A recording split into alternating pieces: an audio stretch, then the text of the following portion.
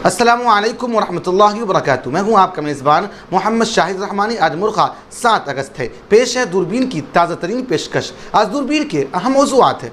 पाकिस्तान में गुज़िश्ता रोज़ रावलपिंडी जाने वाली ट्रेन की 5 बोगियाँ पटरी से उतर गई, जिसमें कम अज़ कम 30 अफराद हलाक और मुतअद्दिद ज़ख्मी हो गए हैं। हादसे की पूरी तफसीलात आज की दूरबीन में ज़रूर देखिए। राहुल गांधी की लोकसभा रुकनीत की बहाली में ताख़ीर पर कांग्रेस पार्टी ने तशवीश का इजहार किया है। वहीं अब राहुल गांधी के लोकसभा रुकनीत बहाल न होने पर संजय रावत ने सख्त रद्द अमल का इजहार किया है। उन्होंने क्या कहा है, तफसीलात में देखिए। नूर तशद्दुद केस में हरियाणा के आम आदमी पार्टी के रहनुमा जावेद अहमद के खिलाफ कत्ल का मुकदमा दर्ज किया गया है, जिसके लिए पार्टी के सीनियर नायब सदर अनुराग ढांडा ने वजाहत करते हुए बीजेपी पर सख्त तनकीद की है। हरियाणा के नूह में तशद्दुद के दौरान होटल की छत से पत्थर फेंकने के इल्ज़ाम में 3 मंजिला होटल पर बुलडोज़र चला दिया गया है। वहीं नूह में 8 अगस्त तक के लिए इंटरनेट खिदमात मुअत्तल कर दिए गए हैं। आर्कियोलॉजिकल सर्वे ऑफ इंडिया की जानिब से उत्तर प्रदेश के वाराणसी जिला में इतवार को लगातार तीसरे दिन भी ज्ञानवापी कम्प्लेक्स में सर्वे का काम जारी रहा। भारत की खलाई एजेंसी की जानिब से कहा गया है कि चंद्रयान 3 चांद के मदार में दाखिल हो गया है। तफसीलात में जानिए दिलचस्प हक़ाइक़। पाकिस्तान के साबिक़ वज़ीर आज़म इमरान खान की अटक जेल में पहली रात इंतहाई सख्त सिक्योरिटी में गुजरी है। इमरान खान की गिरफ्तारी पर किस किस्म की एहतजाजी मुजाहिरों का इम्कान है, तफसीलात में ज़रूर देखिए। माजी में पाकिस्तान तहरीक इंसाफ ने नून लीग के सरबराह और साबिक़ वज़ीर आज़म नवाज शरीफ के खिलाफ सज़ा पर जश्न मनाया था। अब नून लीग और दूसरे मुखालिफिन इमरान खान की सज़ा पर जश्न मना रहे हैं। इसे कई हलकों की जानिब से अफसोसनाक करार दिया गया है। बांग्लादेश में गुज़िश्ता 24 घंटों के दौरान डेंगू से मज़ीद 10 अमवात की इत्तला मिली है, जबकि मरने वालों की तादाद बढ़कर 300 से तजावुज़ कर गई है। जबकि इस बीमारी के 2495 मामले सामने आए हैं। यूक्रेन में बड़ी तादाद में ख़वातीन रूस के खिलाफ जंग में फ़ौज में बतौर सिपाही शामिल हो रही है। यूक्रेनी फ़ौजी ख़वातीन का कहना है कि वो किचन में काम भी कर सकती है और दुश्मनों को मार भी सकती है। आप हमें यूट्यूब पर देखने के अलावा हमारे तमाम सोशल मीडिया पेजेस पर फॉलो कर सकते हैं। आप फ़िक्र नज़र उर्दू का प्रोग्राम दूरबीन देख रहे हैं।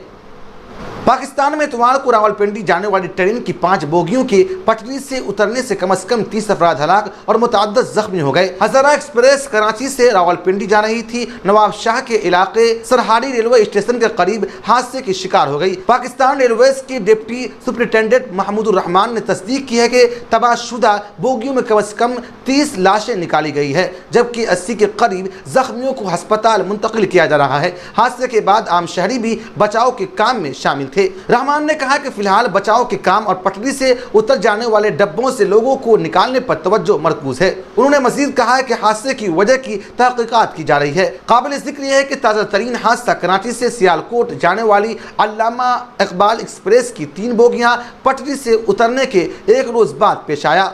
उस हादसे में कोई जख्मी नहीं हुआ था। विफाकी वजीर रेलवे सईद रफीक का कहना है कि जब ट्रेन हादसे का शिकार हुई तो उस वक्त ट्रेन मुनासिब रफ्तार से चल रही थी, लेकिन पहले हम रिलीफ के काम पर तवज्जो मरकूज किए हुए हैं, लेकिन इसकी तहकीकात भी की जा रही है। उन्होंने मजीद कहा है कि ये लाइन का भी मसला हो सकता है या कोई तखरीब कारी भी हो सकती है, लेकिन इस हादसे की असल वजह क्या थी ये तहकीकात के बाद ही सामने आ सकता है। लेकिन हमने करीबी अस्पतालों में इमरजेंसी नाफिज कर दी है। कांग्रेस पार्टी ने राहुल गांधी की लोकसभा रुकनीत की बहाली से मुतालिक तशवीश का इजहार करते हुए कहा कि जब उनकी रुकनीत 26 घंटे में मनसूख की जा सकती है तो 26 घंटे के बाद बहाल क्यों नहीं की जा सकती। वायनाड से रुकने पार्लिमान राहुल गांधी को 23 मार्च की सूरत की ट्रायल कोर्ट ने जैसे ही 2 साल की सजा सुनाई और से ही 24 मार्च को उनकी लोकसभा की रुकनीत मनसूख कर दी गई थी। सूरत की अदालत ने वज़ीर आज़म मोदी की कुर्नियत से मुतालिक 2019 के मुजरिमाना हत्या के इज्जत के मुकदमे में राहुल गांधी को 2 साल कैद की सजा सुनाई थी। लोकसभा की रुकनीत का दर्जा खोने के चंद दिनों के अंदर ही राहुल गांधी से लोकसभा हाउसिंग कमेटी ने 2004 से उन्हें अलर्ट करदा सरकारी बंगला को भी खाली करवा लिया गया। लेकिन एक तवील कानूनी लड़ाई के बाद 4 अगस्त को सुप्रीम कोर्ट ने साबिक़ कांग्रेस सरबराह की सजा पर रोक लगा दी थी। पार्टी कायदीन अब उम्मीद करते हैं कि उनकी नाअहली की तरह उनकी लोकसभा रुकनीत की बहाली भी जल्द होनी चाहिए। ताकि राहुल अगले हफ्ते तहरीक आदम एतमाद पर बहस में बोल सके, लेकिन उन्हें इस बात पर तशवीश भी है कि सियासत इस मामले में मजीद ताख़ीर कर सकती है। कांग्रेस कायदीन के मुताबिक ताख़ीर बाज़ माहिरीन या वज़ारत क़ानून के राय लेने के बहाने हो सकती है, क्योंकि बीजेपी ने कहा है कि सुप्रीम कोर्ट का हुक्म हतमी नहीं है। कांग्रेस रहनुमा अभिषेक मनु सिंघवी ने कहा है कि जिस तरह हमें अदालतों और इंसाफ पर भरोसा है, इसी तरह हमें जमहूरियत पर भी भरोसा है। यह उम्मीद और यकीन कुछ दिन और बाकी रहेगा। उन्होंने मजीद कहा है कि अगर इस अदालती हुक्म के खिलाफ वर्जी की जाती है और धोखा दिया जाता है तो फिर एक शहरी के तौर पर हमारा वाहिद ऑप्शन सुप्रीम कोर्ट ही है और हमें दोबारा अदालत जाना पड़ेगा। तकनीकी तौर पर राहुल की रुकनीत की बहाली लोकसभा स्पीकर को करनी है, लेकिन पार्टी रहनुमाओं का मानना है कि सियासी इस्टेब्लिशमेंट की मंजूरी के बगैर ऐसा नहीं होगा। पार्टी रहनुमा अधीर रंजन चौधरी ने कहा है कि इससे चंद हफ्ते कबल साबिक रुकनी पार्लिमान ने फरवरी में लोकसभा में तकरीर करते हुए वज़ीर आज़म मोदी पर हमला किया था और ताजिर गौतम अडानी के साथ उनके मुबैना रवाबित पर सवाल उठाया था। चौधरी ने कहा है कि वो पार्लिमान में अपने प्यारे रहनुमा को याद करते हैं। वो चाहते हैं कि वो जल्द अज जल्द ऐवान में वापस आ जाए। वो चाहते हैं कि वो अगले हफ्ते तहरीक आदम एतमाद पर बहस के दौरान बात करें। उनकी रुकनीत सिर्फ 7 अगस्त बरोज़ पीर को बहाल की जाए। ऐसा होते ही सरकारी बंगला समेत दीगर हुकूक मिल जाएंगे। उन्होंने कहा है कि राहुल अपोजिशन के ऐसे रहनुमा के तौर पर उभरे हैं जो पार्लिमान में आवाम के मसाइल को उठाते हैं। इस बारे में बात करते हुए शिवसेना के राज्यसभा के रुकने पार्लिमान संजय रावत ने भी लोकसभा स्पीकर ओम बिरला पर तंज किया है। उन्होंने कहा है कि हुकूमत राहुल गांधी से खौफजदा है। सूरत की अदालत के फैसले के फौरन बाद स्पीकर ने उन्हें मुअत्तल करके घर से निकाल दिया। सुप्रीम कोर्ट ने इस फैसले पर रोक लगा दी। आज इस फैसले को 3 दिन हो गए, लेकिन स्पीकर कह रहे हैं कि उन्हें मुताला करना है। क्या आपने हटाने से पहले मुताला किया था?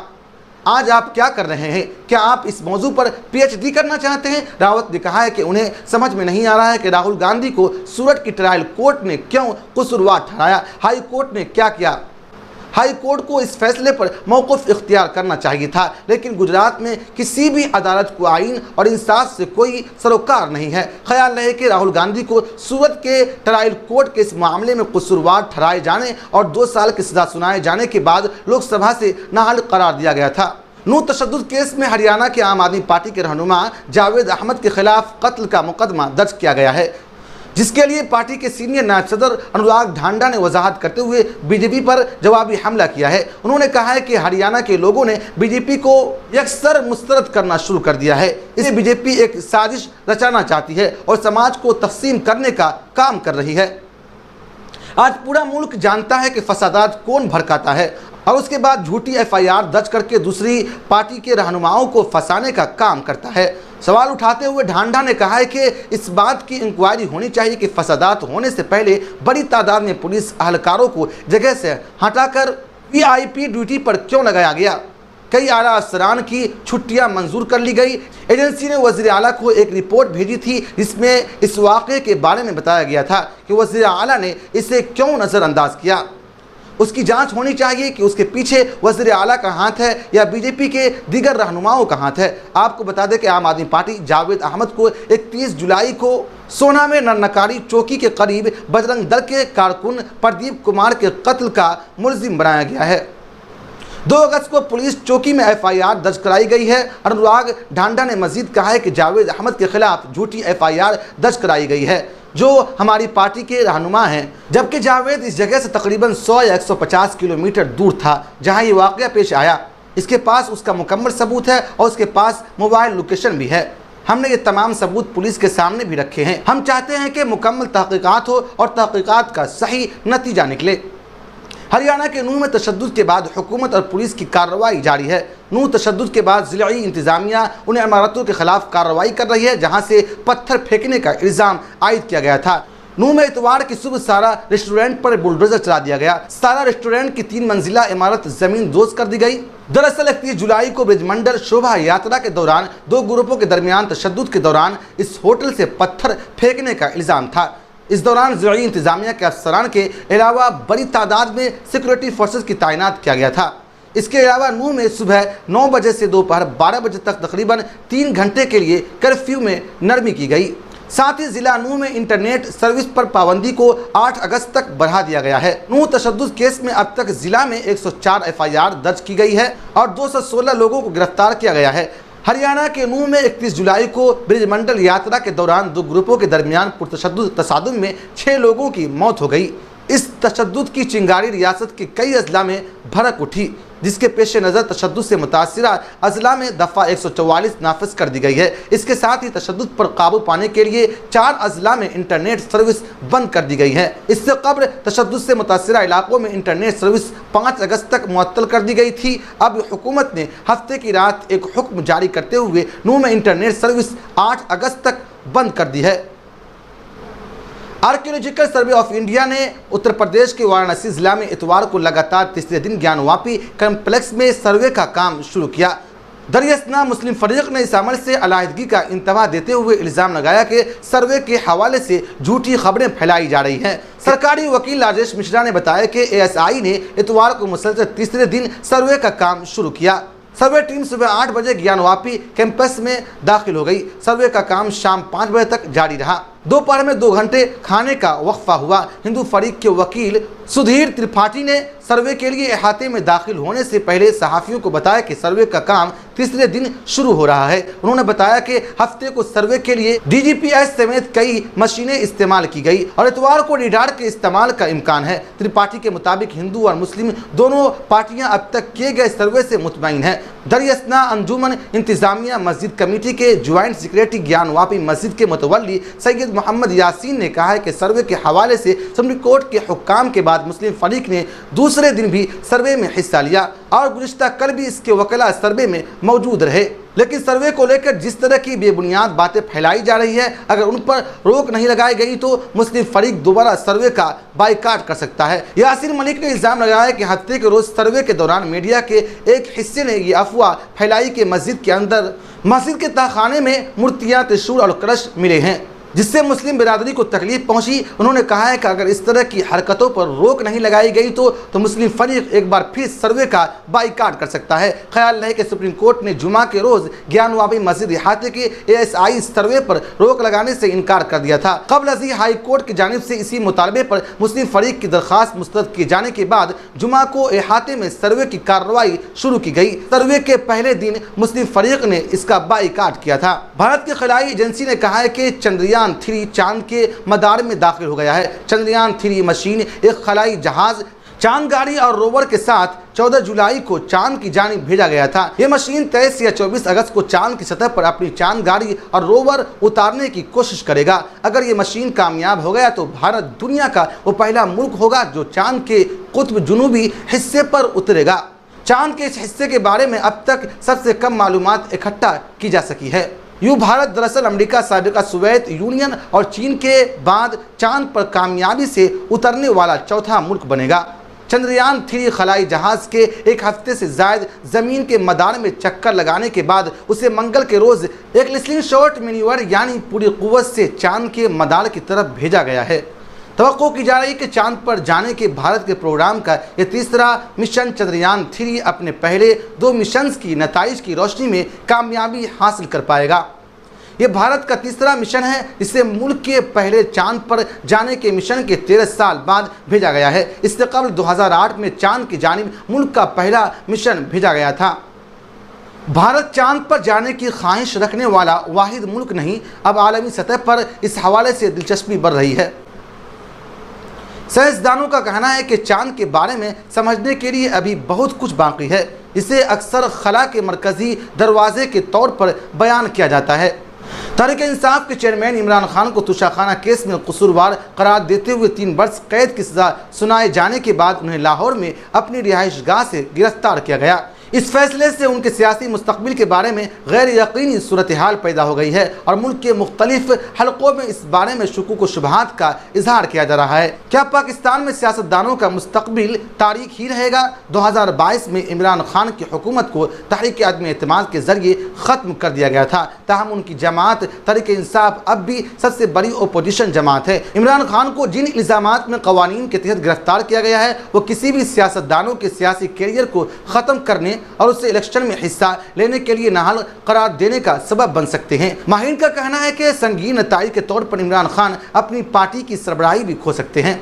जो उनके लिए और उनकी जमात के लिए बड़ा धचका साबित हो सकता है। हफ्ता 5 अगस्त को इमरान खान की गिरफ्तारी से कबल रवां वर्ष मई में भी उन्हें इस्लामाबाद हाई कोर्ट से गिरफ्तार कर लिया गया था। साबिक क्रिकेटर इमरान खान अब उन साबिक पाकिस्तानी वज़राए आज़म के फहरिस्त में शामिल हो गए हैं जिन्हें फौजी मुदाखलत के जरिए सियासत से दूर किया गया और उन्हें गिरफ्तार करके जेल भेज दिया गया। पाकिस्तानी तारीख ऐसे वाक़यात से भरे हुए हैं।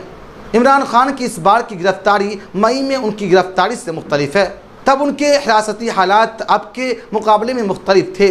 तब उन्हें इस्लामाबाद में सुप्रीम कोर्ट के अहकामात पर एक पुलिस कंपाउंड में मौजूद गेस्ट हाउस में रखा गया था और इमरान खान को अपने पार्टी के रुफका के साथ मुलाकातों की इजाज़त दी गई थी। जबकि इस बार इमरान खान को अटक जेल भेज दिया गया है जो अपनी सख्त हालात के हवाले से काफ़ी बदनाम है। इस जेल में मुक़य्यद कैदियों में सज़ा याफ्ता अस्करियत पसंद भी शामिल है। इमरान खान को इस जेल में पहुंचाने के साथ ही हुक्काम ने जेल के इर्द गिर्द सिक्योरिटी मज़ीद सख्त कर दी। जेल के रास्ते पर इजाफी रुकावटें खड़ी कर दी गई ताकि लोगों को दूर रखा जा सके और तमाम सड़कें बंद कर दी गई हैं। इत्तलात के मुताबिक मकामी लोगों को भी हिदायत जारी की गई है कि वो मीडिया को अपनी छतों पर तस्वीर और वीडियोज़ बनाने की हरगिज़ इजाज़त न दें। रवां वर्ष मई में इमरान खान की बदअनवानी के इल्ज़ाम में गिरफ्तारी पर पाकिस्तान भर में तशद्दुद की लहर दौड़ गई थी, जिसके कुछ दिन बाद ही सुप्रीम कोर्ट ने उसकी गिरफ्तारी को गैर कानूनी करार देते हुए उसकी रिहाई का हुक्म दिया था। सुप्रीम कोर्ट इस बार एसोसिएशन के साबिक सदर सरदार लतीफ़ कोसा ने DW को बताया कि तुशाखाना केस में इमरान खान के खिलाफ आने वाला फैसला कानूनी तौर पर बहुत कमज़ोर है और ये सज़ा 3 दिनों में ख़त्म हो जाएगी। उनके बकौल ये इसी तरह की सज़ा है जिसे माजी में नवाज शरीफ और बेनज़ीर भुट्टो समेत कई लीडरान को सुनाई गई थी और फिर उसे ख़त्म करना पड़ा था। सीनियर सहाफ़ी खालिद फारूकी ने खबर रसा इदारा DW को बताया कि उस सज़ा से हो सकता है कि इमरान खान को इंतखाबी सियासत में काफ़ी धचका लगे, क्योंकि उनकी सियासत उनकी गिर्द ही घूमती रही है और उनकी गैर मौजूदगी में उनकी पार्टी में कोई कद्दावर शख्सियत जिसे आवाम उनके मुतवादिल के तौर पर कबूल करे मौजूद नहीं है। हो सकता है कि हवा के मुखालिफ रुख की वजह से अच्छे उम्मीदवार PTI का टिकट ना ले, लेकिन अवामी सतह पर उनके लिए हमदर्दी की लहर ज़रूर पैदा होगी और उनकी हिमायतों का गम व गुस्सा उनमें नया जोश और तवानाई पैदा कर सकता है। माजी में पाकिस्तान तहरीक इंसाफ ने नून लीग के सरबराह और साबिक वज़ीर आज़म नवाज शरीफ के खिलाफ सज़ा पर जश्न मनाया था और अब नून लीग और दूसरे मुखालिफिन इमरान खान की सज़ा पर जश्न मना रहे हैं, जिससे कई हल्के अफसोसनाक करार दे रहे हैं और उनके ख्याल में इमरान खान की गिरफ्तारी से सियासत और सियासतदानों को नुकसान हुआ है। ताहम कुछ मुबस्सिरीन का ये भी ख्याल है कि इमरान खान ने खुद सियासतदानों पर करप्शन के इल्ज़ामात लगाकर खुद के लिए गहरा खोदा और इस्टेब्लिशमेंट की हिमायत की थी, जिसकी वजह से आज कोई सियासतदान उनके हक़ में बोलने के लिए तैयार नहीं। कई हलकों में यह भी बहस हो रही है कि पाकिस्तान में हमेशा सियासतदानों को ही जेल जाना पड़ता है, जबकि यहया खान से लेकर जनरल मुशर्रफ तक इन फौजी सरबराहों ने आइन पाकिस्तान को तोड़ा और मुल्क को नाकाबिल तलाफी नुकसान पहुँचाया। उनका कोई बाल भी बेका नहीं कर सका। आपको याद दिला दूं कि पाकिस्तान में आइन को पामाल करते हुए जनरल अयूब खान ने 1958 में मार्शल लॉ लाया था। जनरल यहया खान ने उस वक्त के मशरक़ी पाकिस्तान और मौजूदा बांग्लादेश में एक ऐसा फौजी ऑपरेशन किया जिसमें इंसानी हकूक़ के बड़े पैमाने पर खिलाफ वर्जियों का इल्ज़ाम लगाया। जनरल ज़ियाउल हक ने पाकिस्तान के आइन को तोड़ते हुए 1977 में मुल्क में मार्शल लॉ नाफिज किया, जबकि जनरल मुशर्रफ ने भी आइन के खिलाफ वर्जी की, जिसमें उन्हें बगावत के मुकदमे का सामना भी करना पड़ा। ताहम उनके मुकदमे भी जेल नहीं आई, बल्कि वो आसानी से मुल्क से फरार हो गए।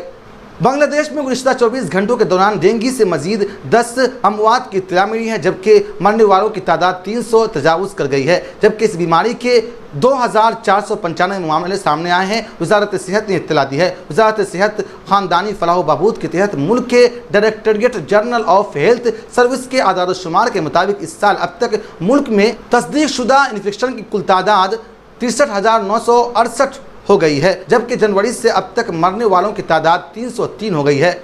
DGSE ने कहा है कि जनूबी एशिया मुल्क में गुज़िश्ता माह डेंगू के केसेस में सबसे ज़्यादा इजाफा देखा गया है, जिसमें 43,858 नए इन्फेक्शन और 204 अमवात हुई। जून सितंबर मानसून का दौरानिया बांग्लादेश में डेंगू बुखार का मौसम है, जिसे मच्छरों से फैलने वाली बीमारी के लिए एक बड़ा ख़तरा मुल्क समझा जाता है।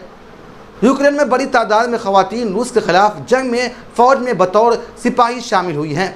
बीसीसी ने फ्रंट लाइन पर मौजूद 5000 खवातीन फौजियों में से 3 से बात की है, जो एक तरफ खवातीन के साथ इम्तियाजी सलूक और दूसरी तरफ दुश्मन फौज के खिलाफ लड़ रही है। एक दुबली पतली नीली आंखों वाली खातून फौजी अहलकार जिम में वर्जिश कर रही है, लेकिन रूसी मीडिया के मुताबिक वो मर चुकी है। वो कहती है कि जंग से कोई फ़र्क नहीं पड़ता कि आप मर्द हो या औरत। जब कोई मिसाइल किसी घर से टकराता है तो उसे कोई फ़र्क नहीं पड़ता कि वहाँ औरतें हैं, मर्द हैं, बच्चे हैं या कोई मर जाता है। और फ्रंट लाइन पर भी ऐसा ही है। अगर आप बाअसर हो सकती हैं और आप एक औरत हैं तो आप अपने मुल्क, अपने लोगों का दिफा क्यों नहीं कर सकती। फ़िक्र नज़र की ख़ास बुलेटिन दूरबीन की गुज़िश्ता पेशकश में मुश्ताक शेख, सैयद बहादुर, मोहम्मद सुहेल ख़ान, अब्दुल बारी साहिबान ने अपना कीमती तबसरा करके हमारी हौसला अफजाई की है। हम अपने तमाम नाजरीन का शुक्रिया अदा करते हैं। आप मुझसे और हमारे तमाम साथियों से ट्विटर पर भी रब्ता कर सकते हैं। हमारा ट्विटर हैंडल है @फ़िक्र नज़र। शुक्रिया।